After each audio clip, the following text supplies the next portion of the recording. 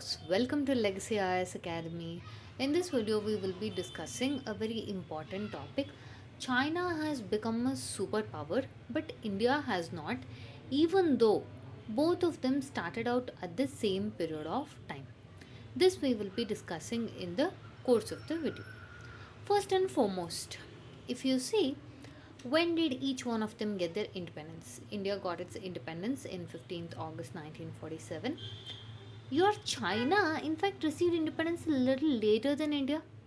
It received its independence in October 1st, 1949, and People's Republic was established.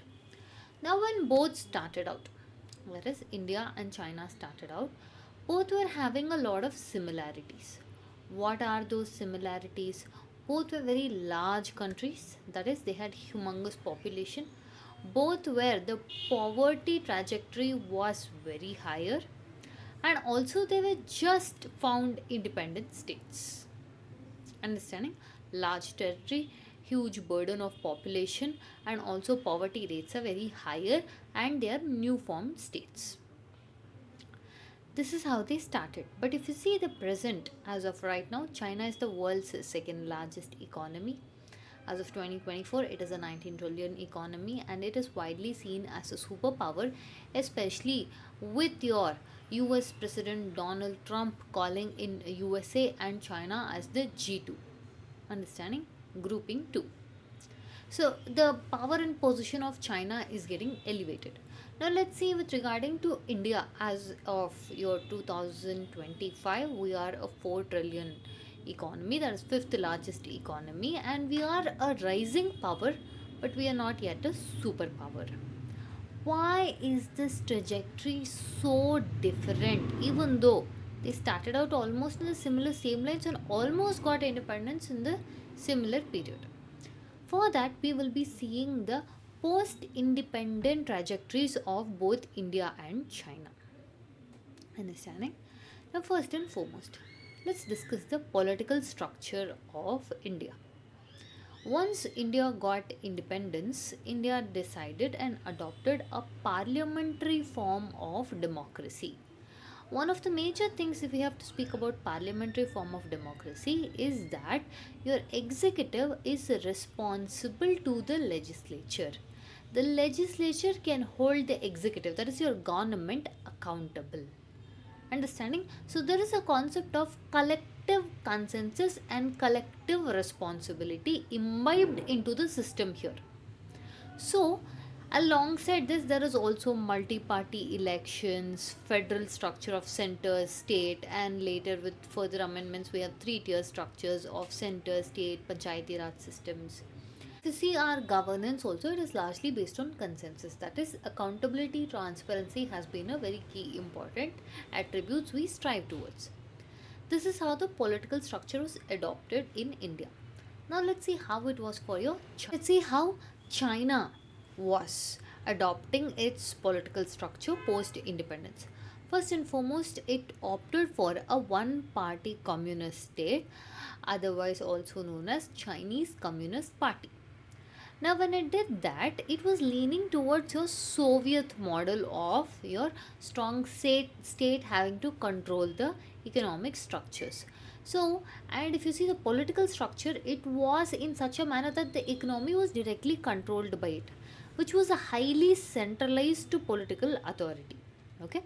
Alongside this, what it gave them means a quick decision making and also minimal dissent. They didn't have to worry about the electors' franchise, and they could even implement the most harshest decisions, understanding, without much hassles.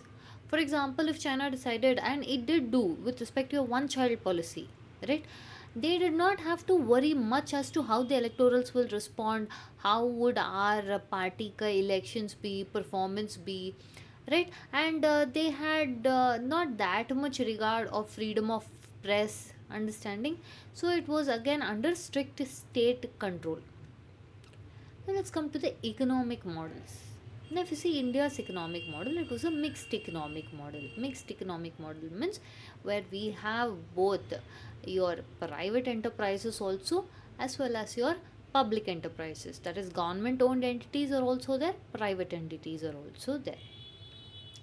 Alongside this, we had both public sector as well as private sector, but the most dominant one was your public sector, that is government owned entities.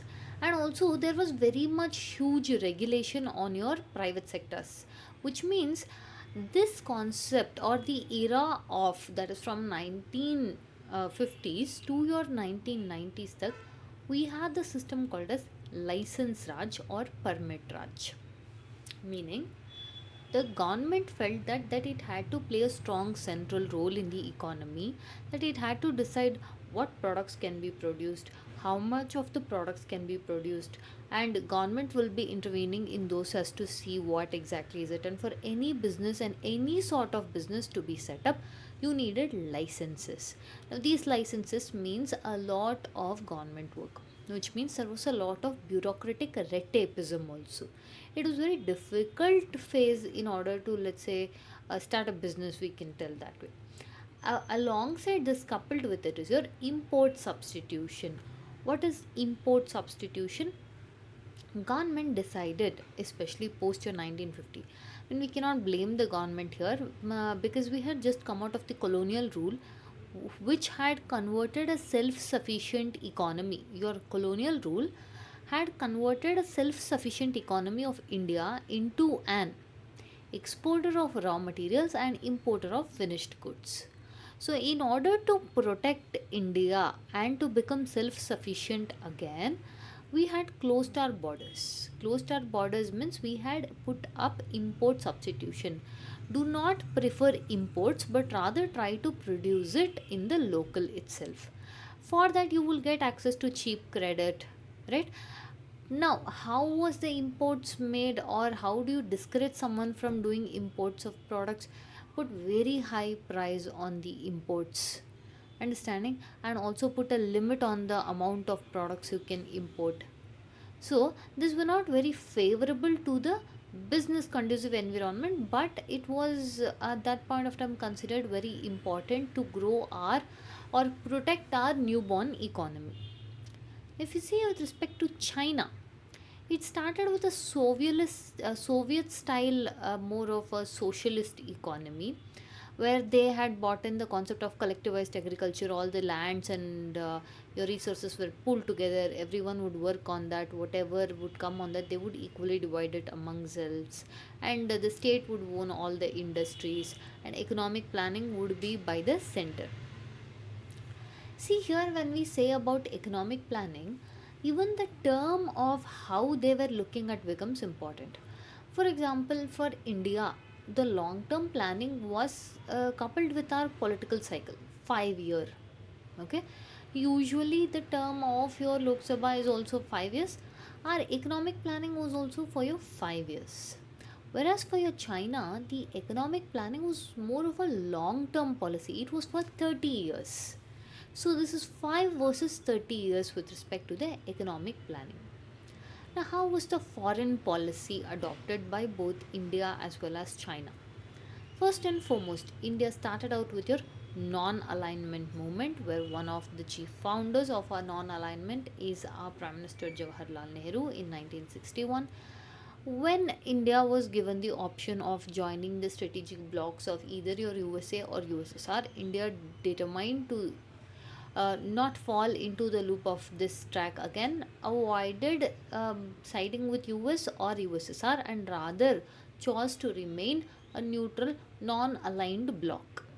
Now, this particular move, what we created at that point of time, was very important because we stressed more on decolonization, moral leadership, and this gave us a diplomatic edge. But it did not give us any economic integration, or it did not give us any access to market, and we couldn't convert that into an advantage for us. Here, rather, we protected our sovereignty and strategic autonomy, but the Western capitals, market, technology were not something that we could benefit out of. Now, if you see how your China's foreign policy was, there is shifts in its foreign policy.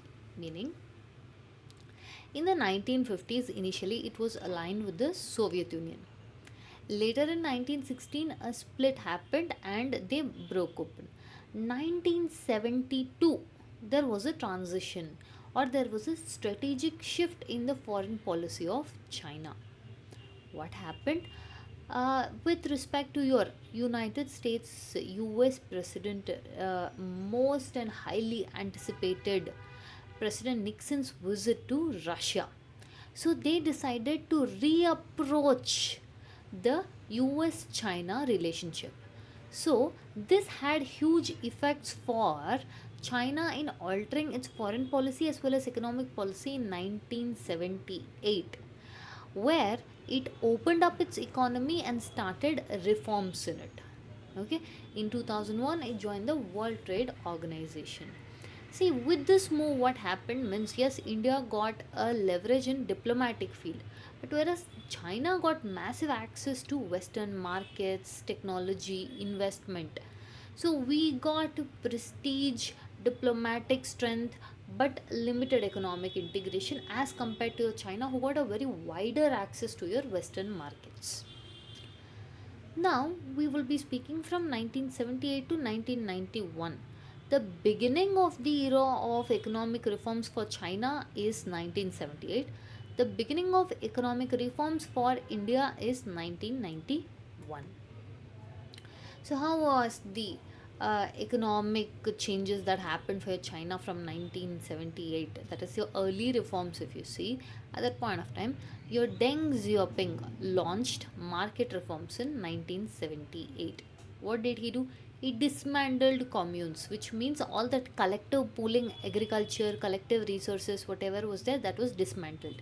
They allowed private industries and private enterprises to operate, and also they aggressively pursued for foreign direct investments, especially from your Western markets also.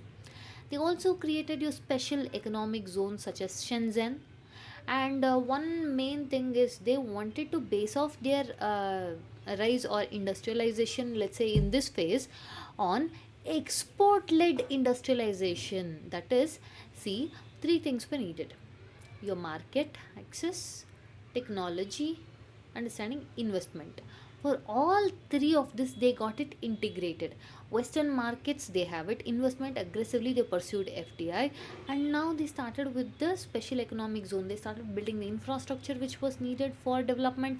They started with the good growth of urbanization, and this led to more surplus products being produced, which means lands were acquired very easily. Okay, and also cheap labor was readily available, and at the same point of time they could all bring it together with respect to urban growth. Whatever is needed for surplus production was did, and this surplus was did in the form of your exports. Now this became the rise of China. The same economic reforms in India happened at 1991, understanding, and that too this happened on the backdrop of your BOP crisis.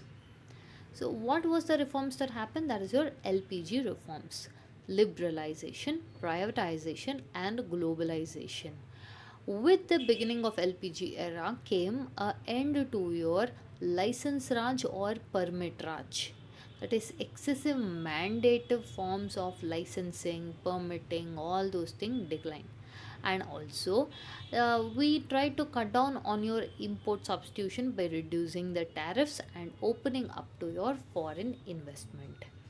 Now, if you see the difference between the economic reforms of India and China, it is 13 years. India started 13 years late, but India was 13 years late to the era of globalization. This 13 years was going to change and shape the next 40 years. That is what we are seeing in the present and in the near future. So, what sort of industrial structure and economic model that your China and India followed? First and foremost, let's take manufacturing sector and service sector of your China.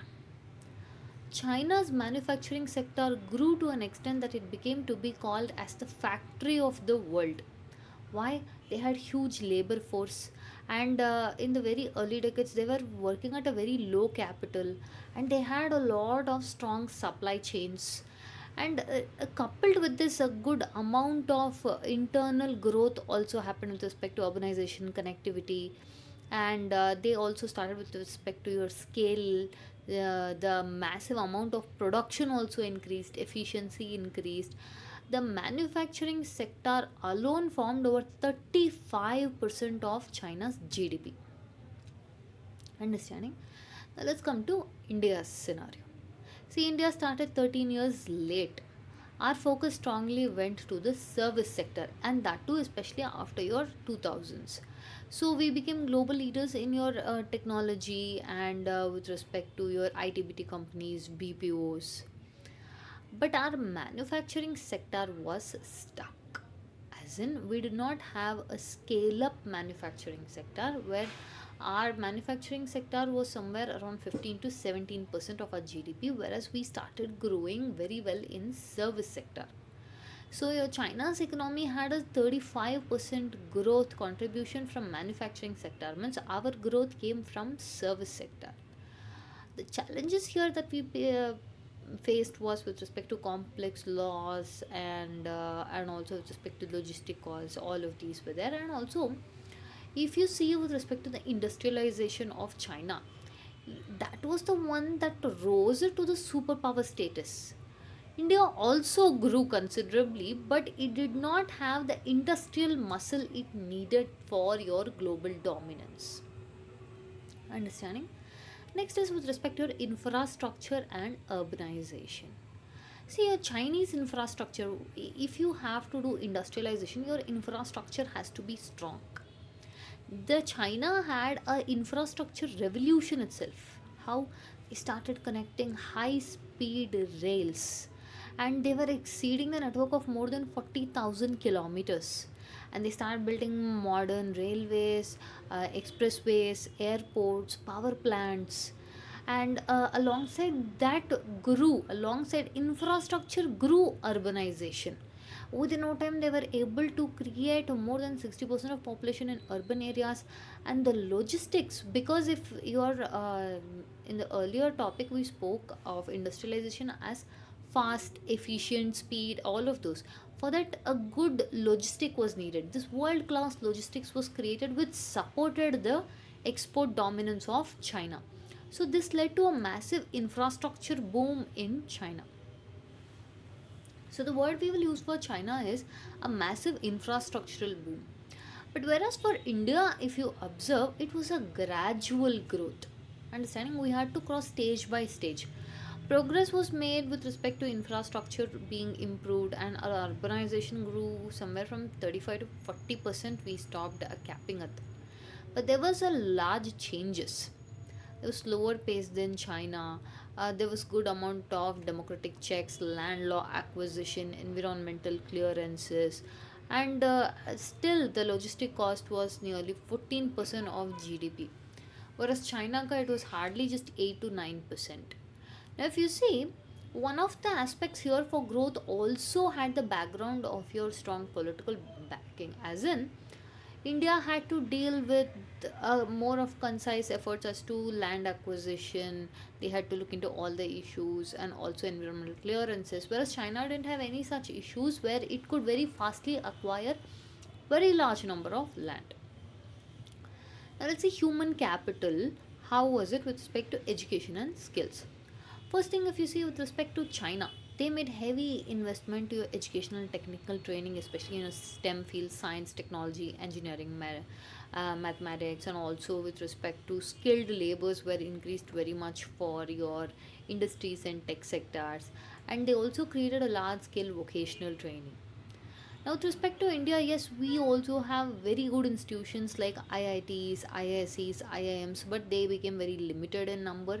And if you see the primary education or your secondary education, with respect to the whole schooling concept, there is a lot of inequality in education. That is, there is equal access is not given. When we say inequality, it is only with respect to the access of the tools which are needed. Like, let's say now it's a globalized world, the education that you offer should be in order to prepare them to that. So the private and your government schools ka access, urban and rural divide, digital gaps, okay, all of this started impacting. And also, Once you come out of the graduation or education that you were received, you still had a lot of gap with respect to industry relevant skills. Okay, so slow improvements were made, yet it is not a more of a transitional to a very large extent. It is still on a steady rise.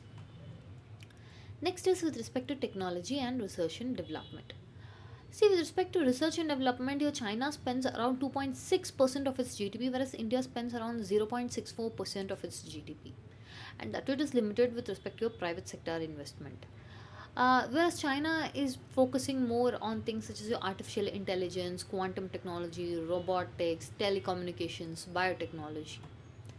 Now let's see the technical or technological capacities of both China and India. See, with respect to China, the major companies such as Huawei, Alibaba, and their leadership areas are across emerging cutting edge technologies such as your 5G, drones, solar cells, batteries. Whereas if you see with respect to India, yes, we have strong digital ecosystems.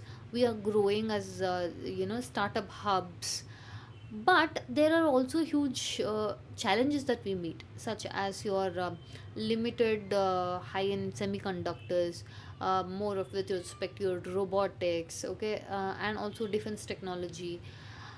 This particular technological capability starts affecting our defense also, that is military modernization also. How? Let's take the defense budget.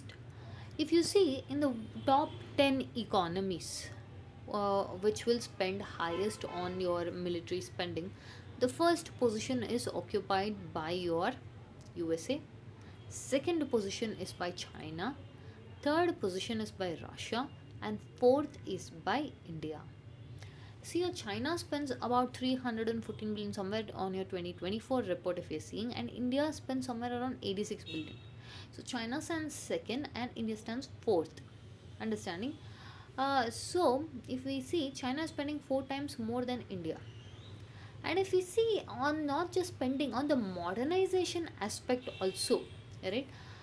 More of how are the capabilities means your China has your anti-satellite missiles, stealth fighters, hypersonic weapons, overseas military bases which it has created in your Djibouti. That was its first overseas military base.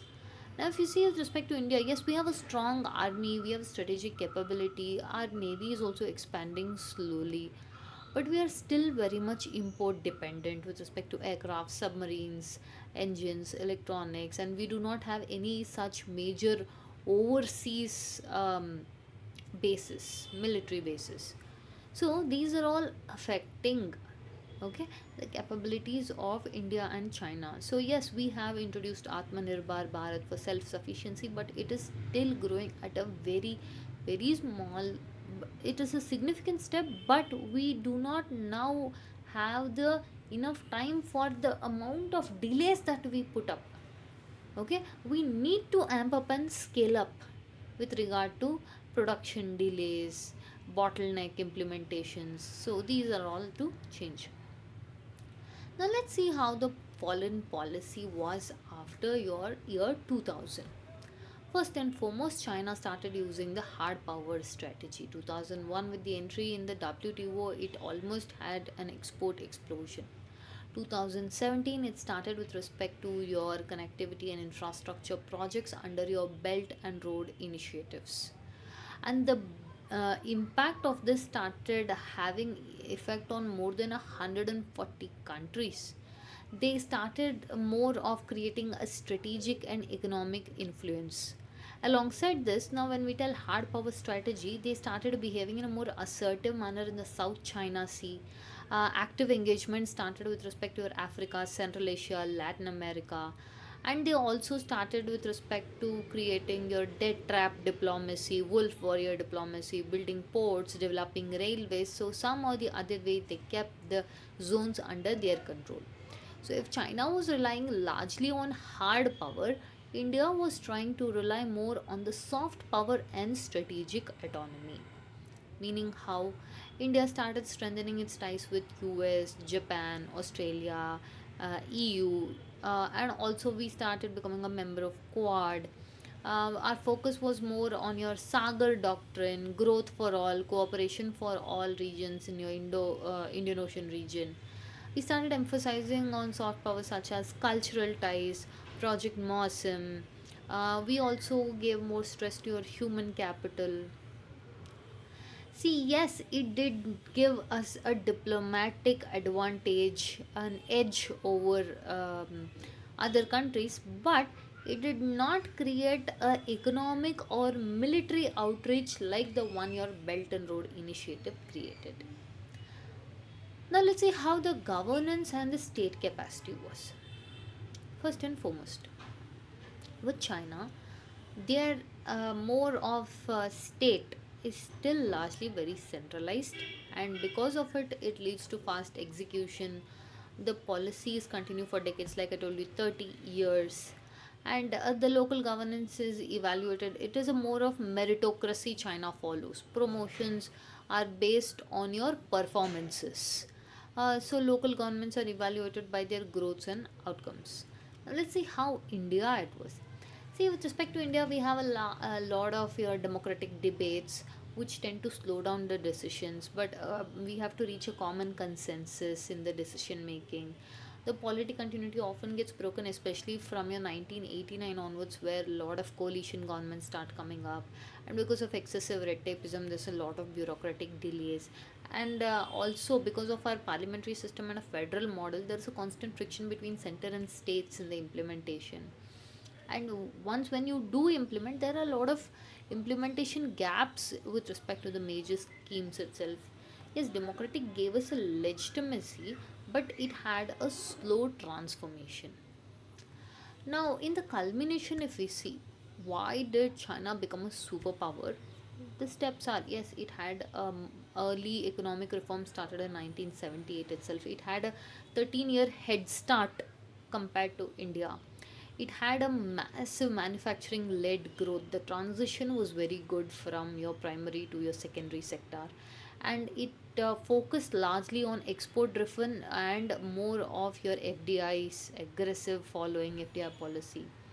They also brought in huge investment with regarding to your infrastructure, spending on your research and development, technology, and they spend large amount on your defense budgets and modernization of military. Alongside, they started the global outreach through your Belt and Road initiatives, and coupled with a strong state capacity, they are able to make very much centralized decision making. Next, why could India not become the superpower yet? That is the most important thing. It does not mean that it will never become superpower. It will, but not just yet. We started our economic reforms late, 13 years later than your China, that is in 1991. We had a very weak manufacturing ecosystem, and our infrastructure was not matching our economic growth. And see, for example, if China wanted to implement policies to control population, it started with one child policy. But still, India has not been able to curb its population growth. Again, because of the way of our government also.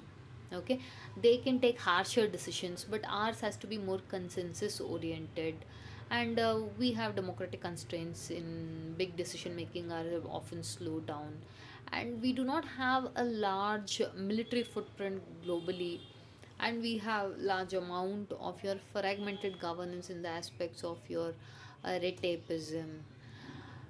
But yet, India is rising, yes, steadily. We are the fast growing major economy.